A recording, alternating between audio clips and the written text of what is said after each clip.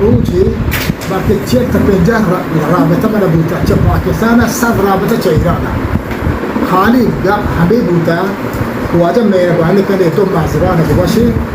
که این بارڈر فش کنه که میں زندگی ہمیشہ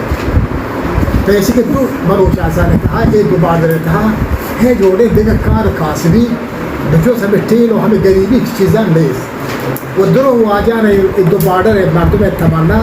کہ بمنش پیغام داتا کہ تماشے مردم بوتا ہمیں بوتا مروجی کہ میں ایک مسئلہ گردا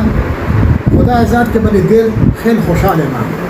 و یقینا آب راسا آب بخارا آب عزیزان ما همه گفت بشکره پشما دو خیر کنه برایش که دو چیز تا انسان برای معشوما مهمه یک امنیت یک نام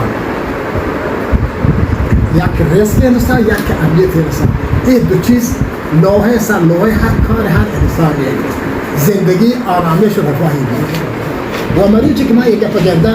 یقینا محمد एक अफवान पना हुआ जो असर करना हम दर बॉर्डर पाकिस्तान में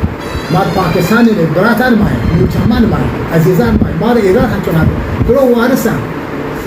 गोश्त ना हो चाहे दिखे जुदाई न भी चाहे हमें हो रहा इधर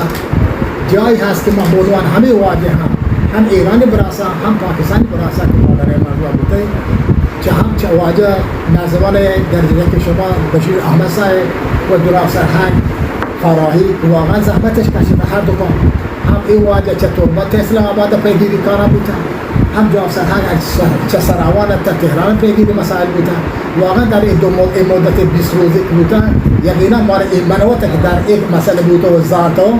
یقینا ش زحمت کشیدن و ارتحدیرش ساده بوده و نورتش که این مسئله مردم حل بود و عوام لانه بوده آرزو ما هم همشیو خداوند قدوس شما را صحت و سلامتی بدن شما را سرفراز و کامیاب و پیروز کنن پیروز بود ایران پیروز بود پاکستان دو برات و دو کشور اسلامی دهند و السلام علیکم و رحمت الله و برکاته